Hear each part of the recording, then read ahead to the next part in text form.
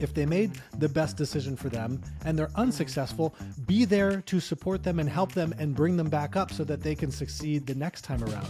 Don't just write them off or be like, they're dead to me, which is what I see so many people do, Garrett. And it's just like, oh, it's so unfortunate because you miss out on so many business opportunities by doing that.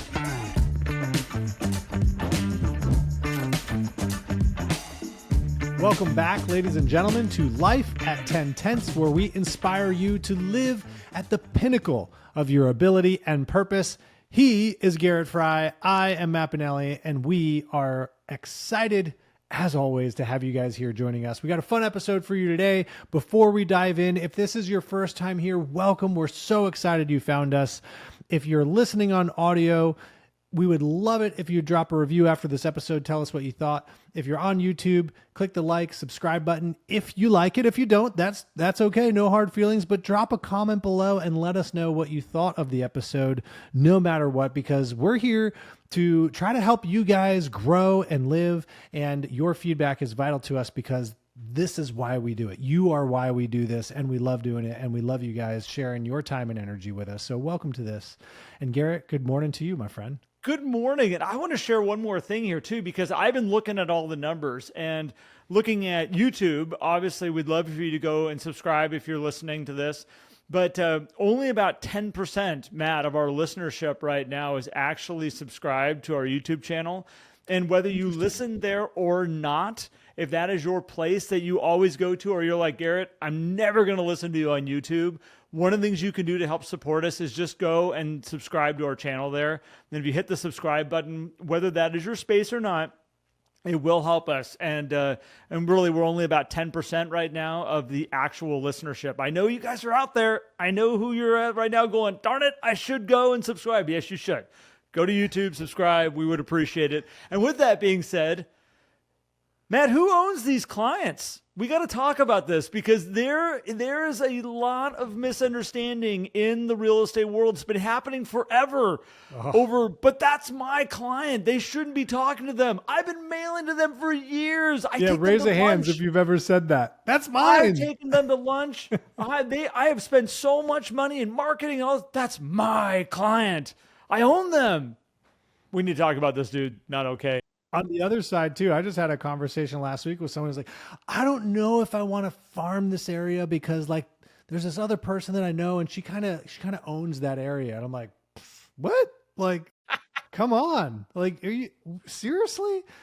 Do these people not have autonomy and they cannot make their own decisions on who they would like to work with so that they can achieve their goals and dreams based on the performance and the merit of the person who's in front of them presenting the process and stewardship that they're going to provide them?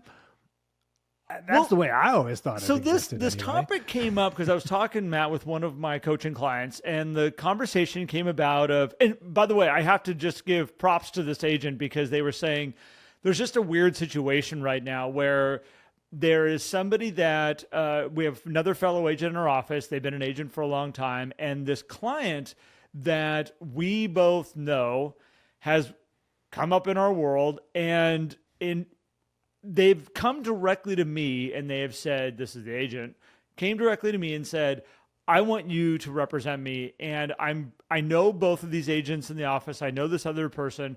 But I don't want to be represented by two agents. I don't want to have two people I just want to work with you. And the agent who was calling me in a panic going like, what do I do with this? Like, I don't want to upset the other agent in the office. I already know this is going to get weird because they have said that is my client for a long time. But what do I do here? And my answer is that we don't own anybody. We don't pick who our clients are. The only person that gets to pick here is the actual consumer to say, Matt, you're my agent. You're the one I want to work with. And this is something that it has come up over and over and over again for as long as I've been around this industry. And I get where it comes from. I get where that energy is, but we have to change the mentality around this. It is so much healthier if you can change the mentality around this, because not only do we put that weird energy in these clients and they have to deal with, oh my gosh, like, what do I do here? This is now awkward. But then we get so mad so mad when that person goes a different direction, and we just take all this crap energy and we put it on this poor client, and then we contaminate all the other people out there going like, well, I wonder who else I'm spending money on right now that's going to go work with somebody else. Like, we just get this. It's not healthy. Yeah, and people do really get that tactical. They're like, well, I'm doing my mailing list, but like I got to remove this person and this person because I know they work with this person or whatnot, or this person kind of, left me in a lurch that one time and went with the other person. And I think from the mindset side, Garrett, it's pretty simple. Like if you're worried about who owns a client, then you're thinking about yourself and you're not thinking about them. Like from a mindset standpoint, it's very cut and dry, I think. How you apply it, maybe there's some more tactics and strategies we could talk about to help people get through this. But at its core point, like, yes, and I'll also say this, just because you work with a client and they are your client because they're in your client database, you've sold them a home, you're bringing them value on a regular basis, doesn't mean you are guaranteed to work with them. You don't own them from the standpoint of like, they must work with you or else. Like, or else what? They're going to go find value somewhere else because they're that's dead what to they me. chose, right? And most of the time we have to look at it and say, well, where did I misstep? Or what was out of alignment? And it could be as simple as just like everybody's changed a little bit. They've decided that they wanted to work with someone with a different personality or whatnot, or they saw value in something else, maybe to their better or maybe to their worse. Like you might look back and be like, man, I feel bad that they went that route because they didn't achieve the goal they want to achieve. And I know I could have helped them. Cool. Awesome. That's great. Right. But we have to understand that like we're never guaranteed to be chosen as the realtor of choice, even if, which should be inspiring, Garrett, to like continue to put in the work to bring value to these people, Well, and I think like this is your opportunity to look at and say, okay, well, how am I showing up for these people? We can't just assume that as you just said, it can't just assume I did business with this person one time, so now they're in my back pocket. I've got that person as business forever and ever and ever. I can't wait to do 30 transactions with them over this time that I'm going to be a real estate agent. Like that is an unrealistic expectation. Mm-hmm. But what you can do is you can say, okay, so what is my frequency of flow and interaction? How am I around them? How am I showing up? And yes, the likelihood, if you are truly showing up with the most authentic energy that you possibly can, with totally value driven towards them, the likelihood of you getting to work with them again is really high. Like that it is in your favor. The interesting thing is when somebody chooses to go a different direction, you have to stop and ask yourself and say, okay, they're making an educated decision for themselves, most likely. It might not be about who they're best friends with or who they have the best connection with. It might be something as they might see another agent in town and go, I see that person specializes in this situation that I got going on more than this person does. So they just naturally go that direction. I've seen realtors that pigeonhole themselves as buyer's agents and pigeonhole themselves on the other side as listing agents. And this person has a property that they want to go buy. And they look at Matt and they go, we'd love to work with Matt, but Matt seems to work more with listings. So we're going to go work with John over here because John does a lot with buyers and I need a buyer agent right now. And Matt then gets all mad and goes, I can't believe they didn't call me. We don't know why they made that decision, how they vision us, how they see us. And some of it we have a lot of control over. But a lot of times, I think the best thing you can do, Matt, is understand that they've made the best decision for them. They've thought about this. They're moving forward in the best way they can, never to damage you, never to hurt us or do anything like that. And the best thing you can do is celebrate them, ask questions, figure out what they're accomplishing, and enjoy this journey that they're on too. Because more likely they will come back for the right reasons and they will refer for the right reasons.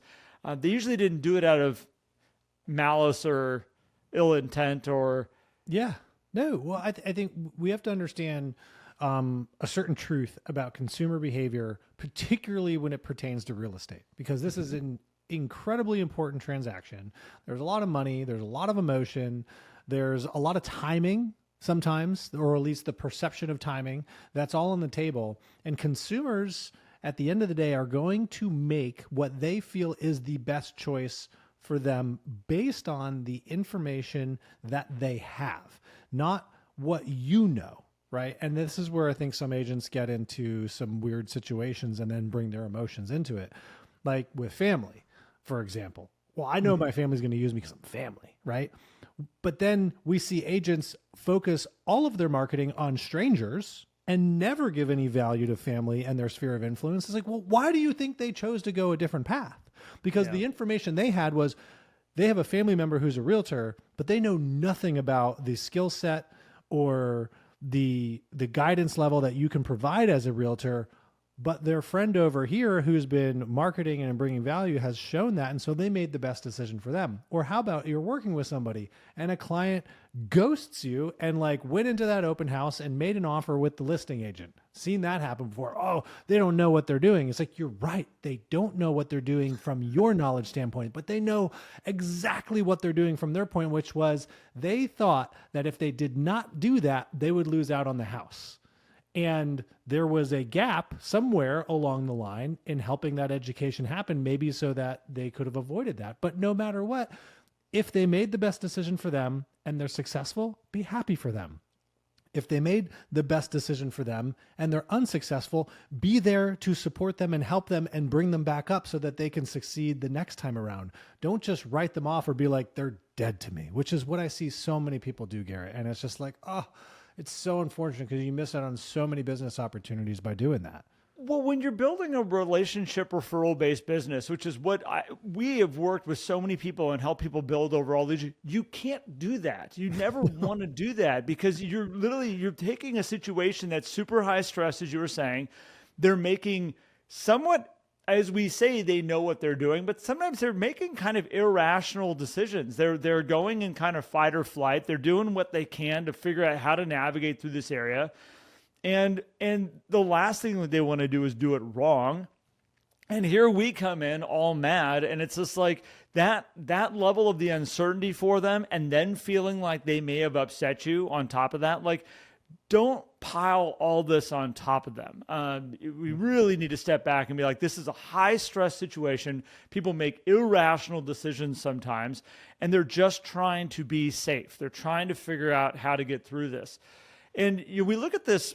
I mean, obviously, this is the consumer side of this, Matt, that we're talking about. Well, we just had Dennis Tuttle on. We were able to interview Dennis and his brokerage and his model. And one of the things I was thinking about as we were talking about with this is the same type of idea that, as a broker, as an owner of a company, these are my agents, like these are my people. And when they all of a sudden they leave or they decide to go somewhere else, or when we're trying to attract in new agents into the brokerage, we get this sense of like this entitled ownership of like, I'm trying to gather ownership of these people. And it's like, no. They're not yours. They're not yours to gain. They're not yours to lose. So then you get upset when the competitor down the street is recruiting them, being like, you're not allowed to recruit my agents. They're mine. You're not allowed to do that. It's like, what?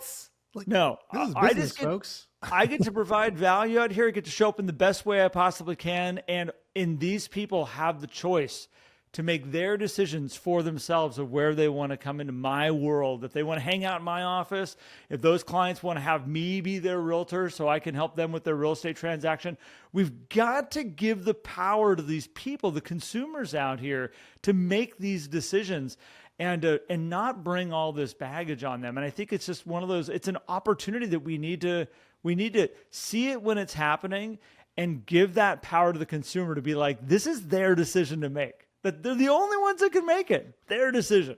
It really is. This is a weird way to look at it potentially, but like, let's say you did own the customer, right? Well, then whose fault is it that they go and make another decision? Because you're the owner.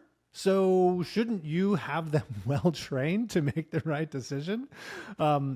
That's not how it works, by the way. Awesome. But I was just like, but my point is no matter how you look at it, it comes back to whatever decision they make is on them. And if it wasn't you that was chosen and you feel like you should have been, there was probably something missing. And it doesn't mean that every single instance that you look at, you need to be like, oh my gosh, what was missing? I need to fix it. Because it could just be they're not the right client for you either, which is totally okay. And particularly if it's like someone, oh, I did business with them when I first got into real estate 10 years ago. They didn't use me this time around. It's like, well, how has your business changed? Maybe back then when you started, you were discounting a lot. You were, doing a lot of other things that are not how you do business now. And they were just assuming it would be like it was before, but your business has changed, and that's okay too. Right. And if you focus on being true to your business, and as Dennis was talking about, true to your mission and your vision, then you're going to attract the clients that want to work with you. And it doesn't matter who owns who, clients are going to make their decision and they're going to be drawn towards you. Well, so here's the other side that I think is interesting that we should bring into the equation. So, okay, let's say, Matt, you work for a brokerage here in town. I work for a brokerage in town, and we both know Sarah Fry. Sarah Fry is my wife. In this situation, she's not my totally wife. not going to get the business. We both know Sarah Fry. We both know Sarah Fry. And so what happens in this scenario is us working at two different brokerages, we're both mailing to Sarah. You're mailing, you're marketing to Sarah, I'm mailing to Sarah. And then, but all of a sudden I move over to your brokerage. All of a sudden I'm like, you know what? I'm going to change brokerages. I'm going to move over here. And all of a sudden we now have a conversation over, well, who does Sarah belong to? Like, she's been in my database for this long. Well, she's been in my database for this long. Well, we can't both market to her because we're in the same brokerage now. See now the same stuff with just different faces on it.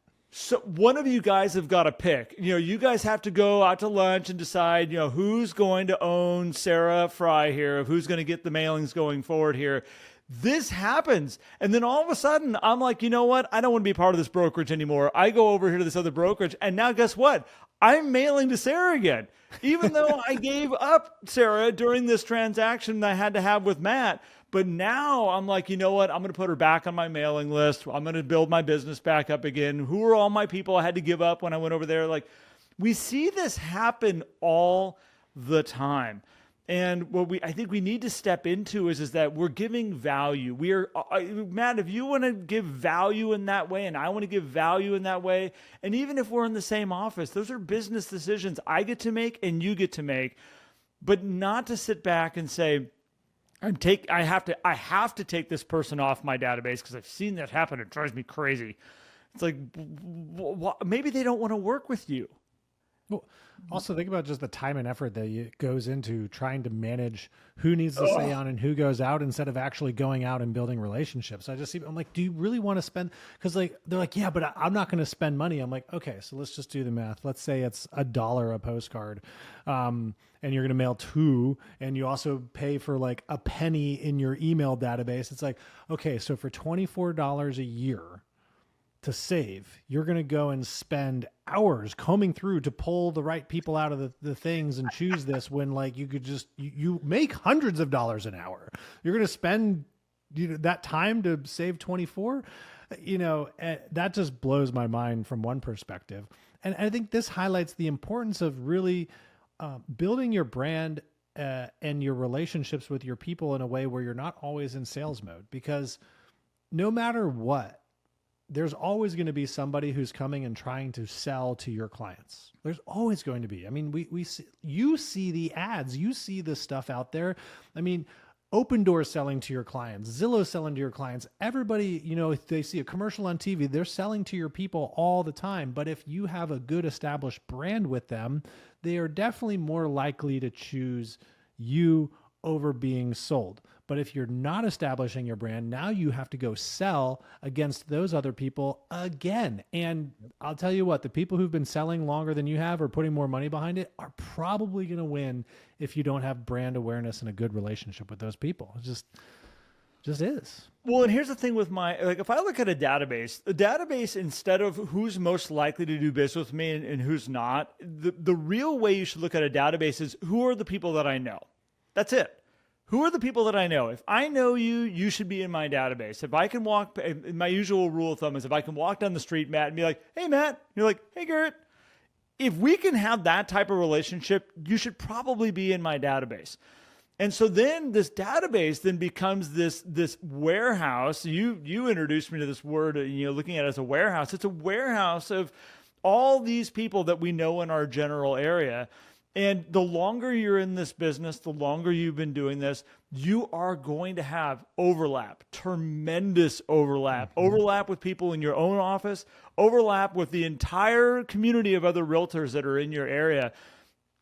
And you can't overthink who is going to do what. What you do want to overthink is, am I providing value? Am I giving them information that's making their day better, making their real estate decisions better, improving their life of being here in this town? Let's say it's Redding, California, improving their day-to-day living experience, because that's what I do, is I help people buy a home that is literally their life and their journey that they're on right now. If I'm doing that, whether I'm overlapping with somebody or not, it's okay. Yeah. Hopefully I'm just doing a little bit better than the other ones out there is really what I'm trying to do. A little bit more value, a little bit more care and concern, a little bit more authenticity, truly being who I am myself. If I can bring that to the table, I can't sit there and say, but so-and-so's here, so-and-so's doing this. Oh my gosh, I think I saw them talking to Matt the other day. Maybe I should take them off and save some money. Your best bet, as you said, Matt, is keep them on, provide more value, because the likelihood is, yeah, might they use Matt? Maybe. But they also have all their friends, all the people they could refer, and they might find that one of their family members isn't the right fit for Matt.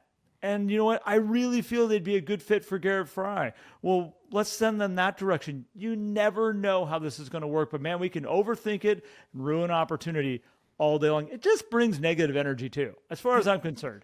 It does. And it also, I think, reinforces in your non-conscious that you're relying on a single deal to make or break your business.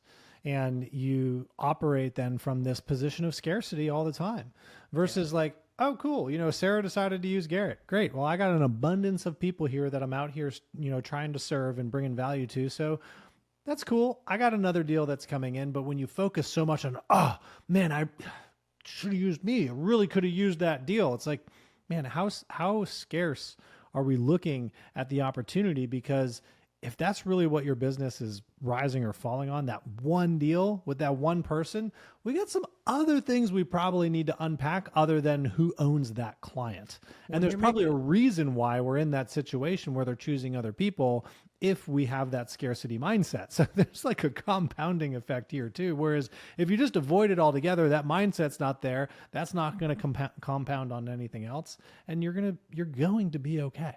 And you're making it all about you too. When you're in that situation and you're approaching it from this angle, it's all about you.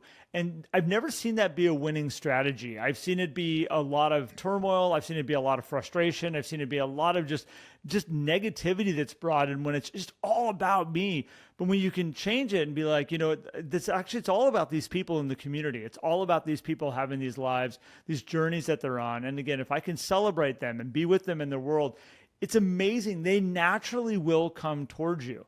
And, one of the things we talk about, Matt, is, having attractive energy. And like part of it is like showing up, but the more attractive your energy is, which means the more value you're bringing, the more quality of the relationship that you're building, people naturally move towards it. It's just a natural thing that happens. And it's funny, this example that brought this whole thing on of this person that said, I want to work with you. I know this other agent in the office, but I don't want to work with them. That's a very clear sign of attractive energy versus energy that they're pushing or repelling away from. Like they know exactly what they want. They can see it, and we just want to create more of those opportunities because people will naturally move your direction. They definitely will. I learned this when I first started out in real estate, Garrett, because I worked at a luxury brokerage and I didn't know anything about like marketing and mailing and doing all that kind of stuff. But it was the age of rising social media and everything. I was like, oh, I should share things that I see. And like, I got to walk through some pretty cool houses and see some really awesome listings. And I would post those things. And one of my friends at one point said like, oh, Matt, you like work in that luxury price point. So you don't help, us find our first house or whatnot. And for me, it was like a realization of, okay, I'm clearly not sharing value that they would receive. Now, if you want to be in the luxury space, you still show luxury houses, but there wasn't anything else going out and communicating. And once I altered that, then all of a sudden my friends would come to me and ask for help or ask for a referral, because they're like, Matt's just a real estate guy who I can trust to help me, versus he's the luxury real estate guy exclusively. Or they might think, hey, he's the luxury real estate guy, but he also does this. And that was for me like now I could have easily been like, no, I do it all. And like, if you don't use me, then you're dead to me. But that would have not been really enjoyable for that friendship that had been there, since high school in a lot of these cases, because that's where I was operating, is where I went to high school in that area. And man, I was just like, I couldn't think of, like, that was for me. And so when I see people make those decisions, particularly with close friends and family, I'm just like, gosh, like, is that one piece of business really that much more important than the friendship or the relationship that you have? And because you have the friendship and relationship, you could probably get some really awesome feedback to understand what you would maybe want to change to win that business, or better understand why it's not a fit, which is totally okay too. I mean, there's a lot we can learn there, Garrett, that a lot of times we just choose to stick our head in the sand and not listen. Well, I think sometimes we choose not to listen, but sometimes I think what my thought was that we need to ask questions. Anytime you want to learn, you have to ask questions. But you don't want to ask questions that are coming from a you standpoint. It has to be coming from them. Like, you have to be asking about them. And, so it's like, let's say somebody chose to use a different agent. We could very easily corner them and be like, so why did you decide to use Mark? Like, or why didn't you use me? Or why didn't you use me? Like, you could very easily go down that route. But it's interesting when you start asking like about the transaction or the real estate or whatever it might be that they have going on. And then all of a sudden you realize, well, they're selling an investment property, so it's like, all of a sudden we start to realize like, well, have I ever shown any value at all in my marketing, in my education of real estate, that says I can help somebody with an investment property? I can, but maybe I didn't make it clear to them that this was actually value that I offer. I have an agent here in town that I had to specifically get a hold of her to be like, there's a while back, I was looking for a commercial property. And I said, do you know a good commercial agent? I went to her looking for a referral. She's a realtor. And her answer back was, I can help you with commercial. And I was like, oh, awesome. I very easily could have gone and worked with a different agent and said, hey, you know what? I see you do commercial out here and whatnot, and I'm hoping you can help me find a place. And I very easily could have had her saying like, why didn't he call me? Why didn't he use me? I had no idea that she did commercial until that moment. I just happened to get lucky going and asking her that question to see if she had a referral for me that she could recommend. I think we always need to ask more questions to find out, how does this person interpret our value? And more often than not, there's a breakdown in the value piece there, or the utility piece, where they say, okay, what is the utility that this person has in front of me? Do they help me with commercial? Can they help me with an investment? Do they work with single family?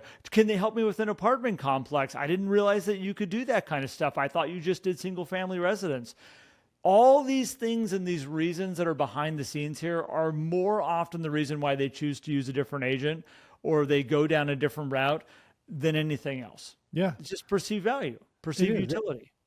And I think we need to be honest with ourselves on what our capabilities are. I remember I had a really nice person, nice client. I never actually sold him anything, but he wanted to buy an investment property. I didn't know anything about investment properties. Like, yeah, of course I can help you, right? And I learned a lot through helping him search and all these things, because he would ask questions that I had no idea what the answers were to. So I had to go research. And so if you're, I'm not saying you should pass on opportunities where you can learn and grow, but you should also understand what your capabilities are. So if somebody does go a different path, be like, well, you know what? Like, I've sold one investment property. And so it makes sense that that person went there. Or maybe, this agent in your town, she does commercial, but let's say she didn't really, but she could help. And she saw you use another commercial. She's like, well, I got to get that, because like, I've never really done any commercial deals. So why would Garrett think that I do commercial? When we understand that, then it's like, okay, we can better understand why people make choices. But then when people come to you, you can step up to the plate and say, hey, you know what? I don't do many commercial or I don't do many investment deals, but I've learned a lot, and like we can totally go down this path because transaction wise, it's, however you want to explain it, but you can't use the lack of a skill or a history in something as the kind of, you not acknowledge it as a reason why somebody chose to go somewhere else, right? It's like going to Meineke. They do mufflers, right? I'm sure they do a whole lot more than mufflers. But if I want to get my tires changed, I'm going to go to the tire shop. Now, Meineke may do tires. They probably do. But I don't know that. They do mufflers. So why would they get upset if I go to John's Tires? It's funny you use Meineke because I drove by it here. This is a while back, but I was laughing because underneath it says, "And we do brakes." See, there you go.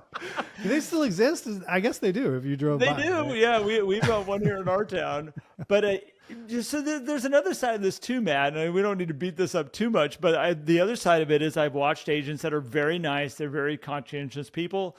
And they all of a sudden will win a piece of business. A client will come to them and say, "Hey, I want to work with you." And they go, "You know what? I think I'm going to just bring this other agent in and I'll give them," because I know that they've worked with them and they've invested so much time. And there's an element of this that you need to understand. You earned that business. That person chose to come to you. That would be like there being another donut shop in town and you owned a donut shop and somebody comes to you and you're like, I'm just going to share some of my profit with them because, they've been in business for so long and they advertise all over the place. And I know that other person knows of that donut shop. And I just feel bad that, maybe I should give a little bit of that direction. That's not a business owner's mindset. Business owner's mindset, you do need to look at this and run it as a business. And you've invested time, energy, money. You've shown up at the best level you possibly can. And when you earn that piece of business, when that person says, "I want you to be my real estate agent. I want you to help me with this transaction," don't all of a sudden feel, because you're just a good person at heart, I understand it, that we need to go like, "I've got to make this fair." Or I need to just, it's okay to own it and say, I created this. This opportunity came to me because of how I've shown up, because of my professionalism, because of how the community sees me. And if you want to truly grow, you just keep doing that. Keep showing up in that way. Keep evolving in that direction. It's a powerful business is what you're growing, and own it. Such a great point, Garrett, because we do see people do that. Be like, I can't take it. It's that's Garrett's business. It's like, no, it's not. No one owns that piece of business. If you earned it outright and a client came to you, I was having a conversation with someone the other day in a different industry. They're like, "Well, I can't, take this business because like they do business with the company I used to work with." And I was like, that's the client's choice. If they want to come with you, there's no non-compete or non-solicit that can't stop them from making the choice to work with you. You could look at all the other legalities of those things or whatnot, but the client cannot be hamstrung by that. And that's what agents do a lot. And they give away money in those ways. And the opportunity to serve, these people are coming to you, not just because they want a different relationship. They see value in you. And by you not giving them that, you're actually robbing them of the experience that they want, which could detract them from being able to achieve their goals. So don't... And again, you're there to serve. Well, and they want you. And so that's the weirdest thing too, is like when they want you and all of a sudden you're like, "Hey, you know what? I'm going to like have Matt help me out on this transaction because I know you're friends with Matt also." They very easily could be going, "We didn't want to work with Matt. Like we wanted you." I would have asked why we called you. Yeah, I would have asked Matt if I wanted Matt. I want you. Like, I want your help. Like, you doing this whole thing on the backside over here trying to appease this. It's like, that's not what the consumer necessarily wanted. So it's like, just be careful and take ownership of what you're doing. I know this is kind of a fun topic, kind of a fun, just kind of, and again, it came up because we watch this happen all the time. I hear people say it all the time. And I was literally, I had an agent call me and explain this situation to me. And I was like, "Dude, you just created a podcast episode is what you did." And so thank you. You know who you are out there. And Matt, anything else you want to add to this? No, I'll just say like, it is a fun scenario and it happens rarely, but it's really about your mindset and being of abundance versus scarcity. And this is just one of the ways that we see it come out so vividly in the industry of where the mindsets are. So be in the place of abundance and you'll thrive. 100%. Well, with that being said, love to say thank you to all of you who tuned in today. And if you want to follow us, you can, we got YouTube, we got Spotify, you can go to Apple, which we talked about at the very beginning of this episode, but you can also come to Life at 10 Tenths. We have an amazing community that we've built out with incredible people that are in there. We're actually going into a live coaching session here and just right after the recording of this. So we get all of our people together weekly and we share ideas, topics. We all grow together in group coaching. And then Matt and I also do one-on-one coaching. So if you're looking for someone to be right along your side, that is something that we can offer too.